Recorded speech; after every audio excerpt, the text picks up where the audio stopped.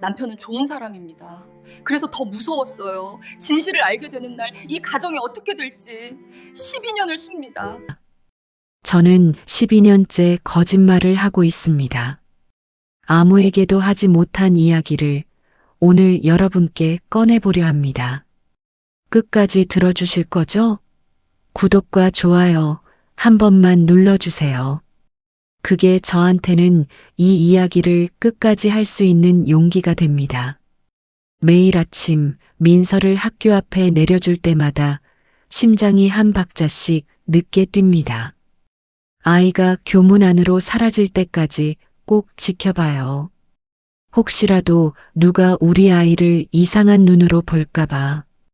혹시라도 누가 물어볼까봐. 엄마, 다녀올게. 민서는 늘 밝게 웃으며 뛰어갑니다. 책가방이 등에서 통통 튀어요. 그 웃는 얼굴을 볼 때마다 가슴이 먹먹해요. 저는 이서윤, 42살, 대형 병원 야간 간호사입니다. 주변 사람들은 저를 성실하고 단정한 워킹맘이라고 합니다. 남편은 평범한 회사원이고 딸 민서는 올해 12살. 겉에서 보면 흔한 새 식구, 조용하고 안정적인 가정이에요. 그런데 사람 속은 겉으로는 안 보이잖아요. 민서는 또래보다 피부색이 짙습니다. 눈매도 코도 저와 닮은 구석이 없어요. 남편과는 더더욱. 아기일 때는 아무도 신경 안 썼어요. 갓난아이들은 다 고만고만하니까. 그런데 아이가 클수록 그 차이는 점점 선명해졌습니다. 어린이집 때 한 번은 선생님이 전화를 한 적 있어요. 어머니, 혹시 민서 아버님이 외국분이신가요? 아이들이 궁금해해서요. 그때 처음으로 손에 땀이 났습니다. 전화기를 쥔 손이 하얗게 변했어요. 아니에요. 아빠 쪽 집안이 좀 까무잡잡해요. 이 말, 제가 몇 번이나 했는지 모릅니다. 시어머니한테, 동네 엄마들한테, 병원 동료들한테까지 마치 녹음된 테이프처럼 똑같은 말을 반복했어요. 말할 때마다 목소리가 살짝 떨렸습니다. 근데 아무도 몰랐어요. 제가 얼마나 무서웠는지. 이게 언제까지 통할까? 밤마다 병원 복도를 걸으며 이런 생각을 합니다. 형광등 불빛 아래 하얀 벽이 끝없이 이어져요. 환자린 거를 갈아 끼우면서도 차트를 넘기면서도 머릿속엔 온통 민서 생각뿐이에요. 새벽 3시 병동이 조용해지면 그 생각이 더 선명해집니다. 남편은 좋은 사람입니다. 퇴근하면 민서랑 놀아주고 주말이면 셋이서 마트도 갑니다. 민서가 과자를 집으면 웃으면서 카트에 넣어줘요. 옆에서 보면 더할 나위 없는 좋은 아빠입니다. 그래서 더 무섭습니다. 지난주에도 그랬어요. 셋이서 저녁을 먹는데 남편이 민서 얼굴을 한참 보더니 말했습니다. 민서야, 너 점점 예뻐진다. 민서가 까르르 웃었어요. 남편도 웃었고요. 저도 웃었습니다. 근데 제 웃음만 진짜가 아니었어요. 이 사람이 진실을 알게 되는 날, 저 웃는 얼굴이 어떻게 변할지 상상만 해도 숨이 막힙니다. 아직은 괜찮습니다. 아직은 아무도 모릅니다. 아직이라는 말처럼 불안한 말이 또 있을까요? 터지지 않은 폭탄 위에서 밥을 먹고 잠을 자고 웃고 있는 거예요. 언제 터질지 모르는 폭탄. 그 똑딱거리는 소리를 저만 듣고 있는 겁니다. 그날도 평범한 화요일 아침이었습니다. 민서를 학교에 보내고 돌아서는데 전화가 한 통 왔어요. 시어머니였습니다. 서윤아, 이번에 민서 데리고 한번 와. 같이 건강검진 받자. 요즘은 유전자 검사도 간단하다며 전화기를 든 손이 떨렸습니다. 입술이 바짝바짝 말랐어요. 네, 어머니. 생각해 볼게요. 전화를 끊고 현관벽에 기대섰습니다. 다리에 힘이 풀렸어요. 민서의 실내화 가방이 눈에 들어왔습니다. 빨간 딸기 무늬. 그걸 보는데 갑자기 눈물이 났어요. 이 평범한 아침이 얼마나 더 갈 수 있을까? 시어머니 전화를 끊고 이틀 동안 잠을 설쳤습니다. 유전자 검사. 그 세 글자가 머릿속에서 떠나지 않았어요. 밤마다 천장을 보며 생각했습니다. 혹시 알고 계신 건가? 아니면 정말 그냥 하신 말일까? 답을 모르겠더라고요. 확인할 용기도 없었습니다. 그때부터 민서를 유심히 봤어요. 학교를 다녀오면 늘 오늘 뭐 했어? 물어보잖아요. 민서는 원래 신나서 이것저것 떠드는 아이였어요. 점심에 뭐 먹었는지, 체육 시간에 누가 넘어졌는지, 별것도 아닌 이야기를 눈을 반짝이며 얘기하던 민서였습니다. 그런데 어느 순간부터 대답이 짧아졌습니다. 그냥 별거 없었어. 밥도 예전만큼 안 먹었어요. 좋아하던 김치볶음밥을 해줘도 숟가락만 돌렸습니다. 거울 앞에 서는 시간이 길어졌고 팔뚝 안쪽 피부를 손톱으로 긁는 걸 본 적도 있어요. 그 모습을 보는데 가슴이 찢어지는 것 같았습니다. 어느 날은 민서 방에 빨래를 넣으러 갔다가 책상 위에 놓인 그림을 봤어요. 미술 시간에 그린 자화상이었습니다. 근데 피부를 살색 크레파스로 칠한 게 아니었어요. 연한 노란색으로, 자기 피부색이 아닌 색으로 자기 얼굴을 칠한 거예요. 그걸 보는 순간 다리에 힘이 빠졌습니다. 담임 선생님께 전화를 했어요. 혹시 아이들 사이에서 문제가 있는 건 아닌지. 어머니, 아이들이 민서 피부색에 대해 얘기하는 걸 몇 번 들었어요. 크게 심한 건 아닌데. 심하지 않다고요. 12살 한테 내 피부색이 왜 그러냐는 말이 심하지 않은 건가요? 속으로 울었지만 전화기 너머로는 차분하게 말했습니다. 네, 선생님. 신경 써주셔서 감사합니다. 전화를 끊고 저는 민서한테 더 잘해주려 했어요. 좋아하는 떡볶이도 해주고 같이 동네 산책도 하고 주말에는 민서가 좋아하는 카페에 데려갔어요. 딸기 케이크를 시켜줬더니 그때만큼은 환하게 웃었습니다. 그러면 괜찮아질 줄 알았어요. 엄마가 잘해주면 아이는 잊을 거라고. 세상이 좀 거칠어도 집에서만 따뜻하면 된다고. 그게 얼마나 순진한 생각이었는지. 그날 밤이었습니다. 민서가 이를 닦다 말고 거울을 보면서 물었어요. 아무렇지 않은 목소리로. 근데 그 아무렇지 않은 척이 저한테는 칼이었습니다. 엄마, 나 아빠 닮은 거 맞아? 그럼. 아빠 집 쪽이 좀 까무잡잡하다고 했잖아. 근데 아빠랑 할머니 사진 봤는데 안 까만데? 대답을 못했어요. 입이 안 열렸습니다. 거울 속에 민서와 제 얼굴이 나란히 비쳤어요. 달랐습니다. 누가 봐도 달랐어요. 민서는 더 묻지 않았습니다. 그냥 칫솔을 내려놓고 방으로 들어갔어요.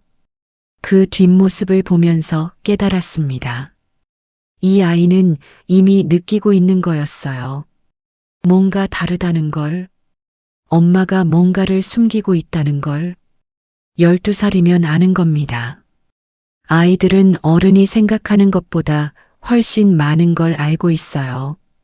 내가 지금 보호하고 있는 건가 아니면 더 깊은 상처 주고 있는 건가 하는 생각이 들었습니다. 며칠 뒤 시어머니가 집에 오셨어요. 민서 머리를 쓰다듬으며 이렇게 말씀하셨습니다. 우리 민서는 참 예쁜데 클수록 영 안 닮는 게 이상하다, 이상해. 웃으며 하신 말이었습니다. 근데 저한테는 웃음이 아니었어요. 경고였습니다. 남편은 부엌에서 과일을 깎고 있었어요. 등을 보고 있었는데 칼 움직이는 손이 잠깐 멈추는 게 보였습니다. 듣고 있었던 거예요. 이 사람도. 그날 밤 민서가 잠든 뒤 베란다에 혼자 섰습니다. 아파트 불빛이 빽빽하게 켜져 있었어요. 저 많은 집 안에도 나 같은 사람이 있을까? 밤마다 숨이 막혀서 베란다에 나오는 사람이. 찬바람이 볼을 스쳤지만 추운 줄도 몰랐습니다. 숨긴다고 끝나는 게 아니구나. 이건 내 비밀이 아니라 이 아이의 인생이구나. 더 이상 시간이 없다는 걸 그때 처음으로 인정했습니다. 그날 밤 베란다에서 들어온 뒤 잠을 못 잤습니다. 새벽 3시 옆에서 남편이 조용히 숨 쉬는 소리가 들렸어요. 규칙적이고 편안한 숨소리. 이 사람은 아무것도 모르고 자고 있는 거예요.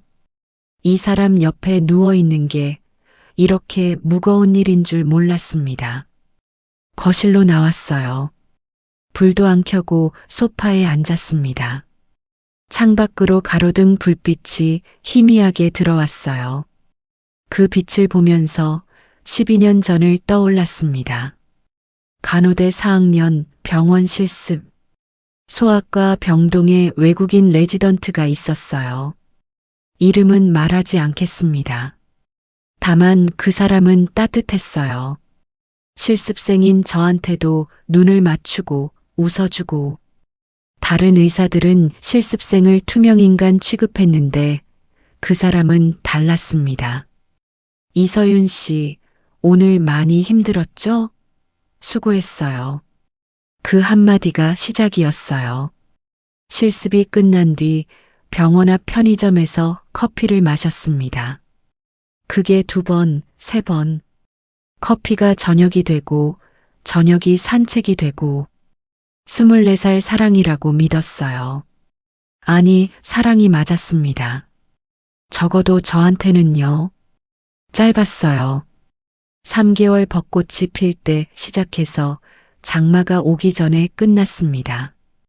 그 사람이 본국으로 돌아간다는 걸 알았을 때 저는 그때까지도 임신 사실을 몰랐어요. 한 달 뒤에야 알았습니다.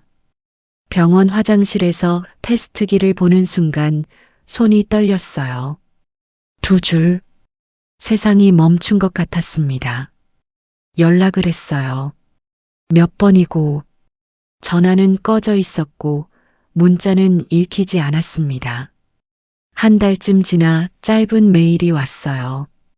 단 2단어. I'm sorry. 그게 전부였습니다. 그 2단어가 12년 동안 제 목을 조를 줄은 몰랐습니다. 혼자 아이를 낳았어요. 학교 근처 조그만 원룸에서 산후조리원은커녕 미역국도 제대로 못 끓여 먹었습니다. 민서가 처음 울음을 터뜨렸을 때 기쁨보다 공포가 먼저 왔어요. 이 아이를 어떻게 지킬지, 이 아이에게 뭐라고 말할지, 부모님께는 끝내 말하지 못했습니다. 아버지는 엄격하셨어요. 제가 고등학교 때 남자 동급생이랑 전화하는 것만 봐도 1시간을 훈계하신 분이셨어요. 어머니는 동네 평판을 중요하게 여기셨고요. 미혼모라는 단어가 이 집에서 어떤 의미인지 저는 알고 있었습니다. 몇 년을 그렇게 혼자 버텼어요. 낮에는 병원에서 일하고 밤에는 민서를 안고 울었습니다. 아이가 자는 새벽에 라면을 먹으며 생각했어요.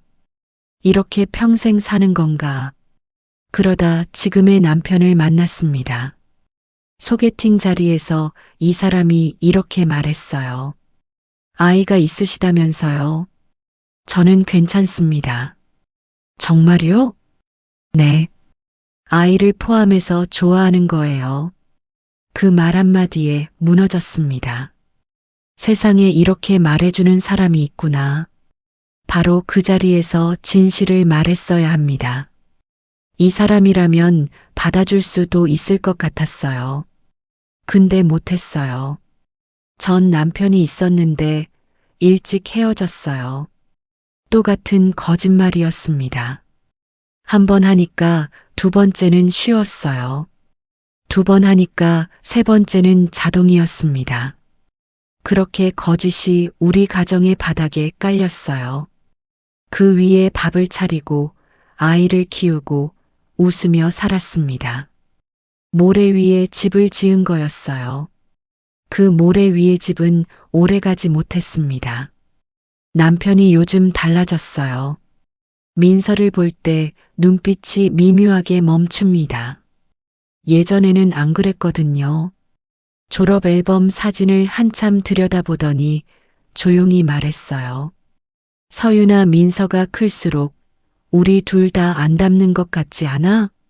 아이들이 다 그렇지. 사춘기 되면 또 변해. 그런가? 남편은 더 묻지 않았어요. 그냥 앨범을 덮었습니다. 그 조용히 덮는 소리가 문을 닫는 소리처럼 들렸습니다. 이제 어디에도 숨을 곳이 없구나. 시어머니는 유전자 검사를 말하고 남편은 닮지 않았다고 말하고 민서는 거울 앞에서 자기 피부를 긁고 사방이 좁혀오고 있었습니다. 벽이 하나씩 무너지고 있었어요. 그날 새벽 결심했습니다. 어떤 결과가 나오더라도 숨기는 건 보호가 아니었습니다. 그건 또 다른 상처였어요. 결심을 했습니다. 그런데 말이란 게 마음 먹는다고 바로 나오는 게 아니더라고요. 하루, 이틀, 사흘. 남편 얼굴을 볼 때마다 입을 열었다 닫았습니다. 저녁 먹을 때, 설거지할 때, 나란히 TV 볼 때 수십 번 시도했어요. 한 번은 설거지를 하면서 옆에 서 있는 남편한테 말하려고 했습니다. 여보, 있잖아, 거기까지 했는데 남편이 돌아보며 웃었어요. 왜? 또 민서 학원비 올랐어? 평범한 농담이었습니다. 그 평범함이 저를 멈추게 했어요. 저 웃음을 내가 깨는 거구나. 그러던 중 목요일이 되었습니다. 오후 4시 현관문이 쾅 열렸어요. 소리부터 달랐습니다. 민서가 신발도 안 벗고 거실로 뛰어들어왔어요. 얼굴이 벌겋게 부어 있었습니다. 눈가에는 아직 눈물 자국이 남아 있었어요. 엄마, 민서야, 왜 그래? 무슨 일 있었어? 애들이 나보고 혼혈이냐고 물어봤어. 심장이 쿵 내려앉았습니다. 아니라고 했는데 한 애가 그랬어. 엄마 아빠 사진 보여달래. 그래서 보여줬더니 뭐라고 그랬는데? 아빠 안 닮았다고. 그리고 더럽대. 더럽다고. 12살짜리 아이한테, 제 아이한테 그 말을 듣는 순간 온몸이 굳었습니다. 분노도 슬픔도 아니었어요. 그냥 멈춰버린 거예요. 민서를 안았습니다. 아이는 소리 없이 울었어요. 작은 어깨가 파르르 떨렸습니다. 교복 블라우스가 눈물로 젖었어요. 민서의 등을 토닥이며 저도 울었습니다. 소리나면 안 되니까 입술을 꽉 깨물고 민서가 작게 말했어요. 엄마, 나 학교 가기 싫어. 이 아이가 지금 흘리는 눈물은 내가 만든 거다. 한참을 안고 있다가 민서를 재웠습니다. 이불을 덮어주는데 자면서도 눈가가 촉촉했어요. 잠결에 엄마하고 불렀습니다. 그 한마디에 가슴이 터질 것 같았어요. 그날 밤 남편이 퇴근해서 거실에 앉았어요. 민서 왜 그런 거야? 눈이 퉁퉁 부었던데. 학교에서 힘든 일이 있었나 봐. 뭔데? 아이들이 괴롭힌 거야? 더 이상 미룰 수 없었습니다. 아이가 피를 흘리고 있는데 제가 반창고를 숨기고 있을 순 없잖아요. 여보, 나 할 말이 있어. 남편의 표정이 변했습니다. 제 목소리에서 뭔가를 느꼈겠죠. 식탁 건너편에 앉았어요. 저는 고개를 숙이고 입을 열었습니다. 한마디 한마디가 돌덩이 같았어요. 민서의 친아빠가 따로 있다는 것. 간호대 시절 만난 외국인이었다는 것. 임신을 알았을 때 그 사람은 이미 떠났다는 것. 혼자 낳아서 혼자 키웠다는 것. 당신을 만났을 때 진실을 말할 용기가 없었다는 것. 전부 말했습니다. 한 글자도 빠짐없이. 말하는 동안 식탁 위에 제 손은 계속 떨렸어요. 남편은 아무 말도 하지 않았습니다. 1분이 지나고 2분이 지났어요. 시계 소리만 들렸습니다. 냉장고에 윙 하는 소리, 창밖에 차 지나가는 소리. 세상은 돌아가고 있는데 식탁 위의 시간만 멈춘 것 같았어요. 폭발을 예상했습니다. 소리를 지르거나 식탁을 치거나. 그런데 남편은 조용히 한마디만 했습니다. 왜 이제야 말했어? 분노가 아니었어요. 그건 서운함이었습니다. 12년을 같이 살았는데, 매일 밤 같은 이불 덮고 잤는데, 나한테는 한마디도 못했냐는 그 깊은 서운함. 차라리 소리를 질렀으면 나았을 겁니다. 미안해. 정말 미안해. 남편은 자리에서 일어나 방으로 갔어요. 문을 닫았습니다. 세게 닫은 것도 아니었어요. 그냥 조용히. 달칵? 그 작은 소리가 온 집안에 울렸습니다. 식탁에 엎드려 울었어요. 한참을.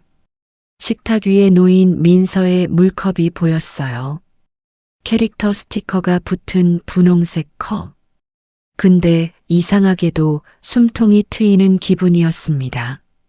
12년 동안 가슴에 품고 있던 돌덩이가 내려가는 거예요. 검사 결과가 어떻게 나오든 거짓은 끝났습니다. 이제부터가 진짜 시작이구나. 새벽에 부엌으로 나왔는데 식탁 위에 물컵 2개가 놓여 있었어요. 하나는 제 자리에, 하나는 남편 자리에. 남편이 놓고 간 거였습니다. 말은 없었지만 그게 이 사람의 대답이었어요. 아직 문을 완전히 닫지는 않았다는. 물컵 2개. 그걸 보고 한참을 서 있었습니다. 새벽 부엌에 냉장고 돌아가는 소리만 작게 들렸어요. 물은 미지근했습니다. 남편이 꽤 전에 꺼내놓은 거겠죠. 이 사람은 화가 나면서도 물을 떠놓는 사람이구나.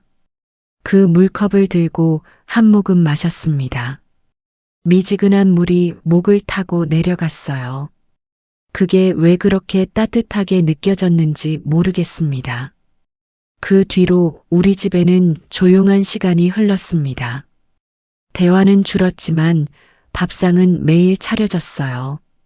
남편은 출근 전에 민서 머리를 한번 쓸어주고 나갔고 저와는 눈을 잘 안 마주쳤지만 현관문 잠금은 매일 밤 확인해 줬습니다.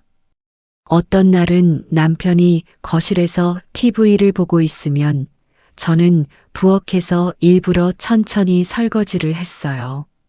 같은 공간에 있고 싶었거든요. 말은 못해도 같은 지붕 아래 있다는 게 그때는 전부였습니다. 한 달이 지났어요. 어느 날 남편이 퇴근하더니 식탁에 앉았습니다. 밥을 먹으려는 게 아니었어요. 그냥 앉았습니다. 저도 맞은편에 앉았어요. 한참을 그렇게 있었습니다. 시계 초침 소리만 들렸어요. 남편이 먼저 입을 열었습니다. 서윤아. 응. 나 많이 생각했어. 솔직히 아직도 화가 나. 심장이 내려앉았습니다. 근데 내가 계속 떠올린 게 하나 있어. 민서가 처음 나한테 아빠 했을 때. 기억나? 기억났습니다. 민서가 3살 때였어요. 어린이집에서 돌아온 민서가 남편을 보자마자 두 팔 벌리고 거실을 가로질러 뛰어왔어요. 짧은 다리로 뒤뚱뒤뚱. 아빠 하면서. 나 그때 속으로 그랬어. 아, 나 이제 아빠구나. 그게 진짜였어. 피가 어쩌고가 아니라 그 순간이 진짜였다고. 남편의 목소리가 살짝 떨렸습니다. 이 사람도 한 달 동안 많이 울었구나 싶었어요. 시간은 더 필요해. 당장 예전처럼은 힘들어. 근데 한 가지는 말해둘게. 민서는 내 딸이야. 그건 안 변해. 그 말을 듣는 순간 다리에 힘이 풀렸습니다. 식탁을 짚고 겨우 버텼어요. 울면 안 된다고 생각했는데 눈물이 저절로 흘렀습니다. 고맙다는 말도 미안하다는 말도 전부 부족했어요. 고마워. 정말로. 남편은 대답 대신 고개를 한번 끄덕였습니다. 그리고 조용히 자리에서 일어나 민서 방문을 살짝 열어봤어요. 자고 있는 아이를 한참 보더니 문을 닫았습니다. 그걸로 충분했어요. 시어머니는 여전히 불편해하셨습니다. 명절에 만났을 때 시선이 예전 같지 않았어요.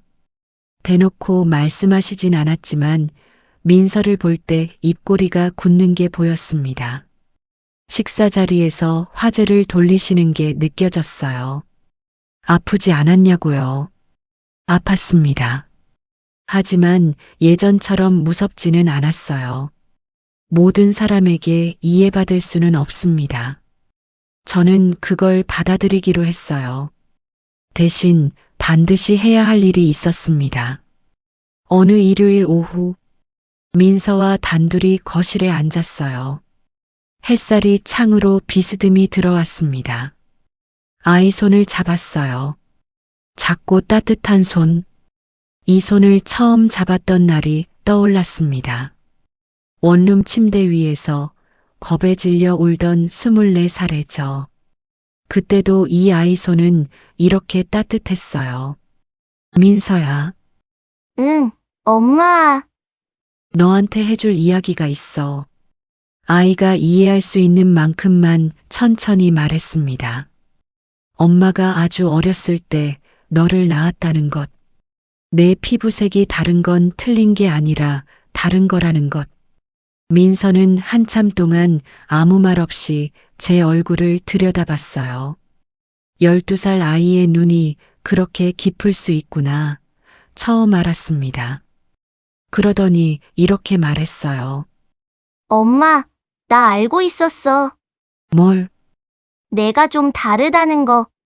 근데 엄마가 힘들어할까 봐 안 물어본 거야. 12살짜리가요. 엄마를 지키려고 입을 다물고 있었던 겁니다.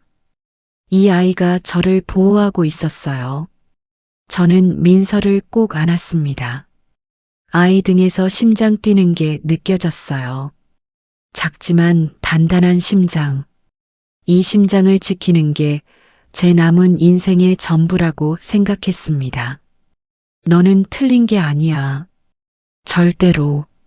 내가 문제인 게 아니야. 민서가 제 품에서 고개를 들었어요. 눈물이 볼 위를 흘렀지만 웃고 있었습니다. 알아, 엄마. 다음 날 아침이었습니다. 민서가 현관에서 운동화를 신고 있었어요. 저도 옆에서 신발을 신었습니다. 엄마, 오늘 같이 가. 응. 오늘은 엄마가 데려다 줄게. 학교까지 걸어가는 길, 이팝나무 아래를 지났어요. 민서가 제 손을 잡았습니다. 지나가는 사람들 시선이 느껴졌어요. 예전 같았으면 고개를 숙였을 겁니다. 하지만 그날은 숙이지 않았어요. 하늘이 맑았습니다. 바람이 좀 불었지만 차갑지는 않았어요. 완벽한 결말은 아닙니다. 시어머니와의 관계는 여전히 조심스럽고 남편과도 아직 풀어야 할 이야기가 남아 있어요. 민서가 앞으로 마주할 세상의 시선도 쉽지 않겠죠. 그래도 이제는 혼자가 아닙니다. 숨기지 않으니까요. 돌이켜보면 12년간 제가 가장 무서워했던 건 세상의 시선이 아니었어요. 진실을 말한 뒤 아무도 내 곁에 있지 않을 거라는 그 외로움이 무서웠던 겁니다. 근데 말하고 나니까 오히려 사람이 남더라고요. 교문 앞에서 민서가 돌아봤습니다. 엄마, 다녀올게. 환하게 웃으며 뛰어갔어요. 책가방이 등에서 통통 튀었습니다. 처음과 똑같은 모습이에요. 근데 이번에는 달랐습니다. 저도 웃고 있었거든요. 진짜 웃음으로. 그 뒷모습을 보면서 생각했습니다. 이 아이가 웃을 수 있는 한 저는 괜찮다고. 아니, 괜찮아질 거라고. 세상에는 완벽한 가족은 없습니다. 다만 서로의 진실 앞에서 도망치지 않는 가족이 있을 뿐이에요. 오늘 이 이야기가 누군가의 용기가 되었으면 좋겠습니다.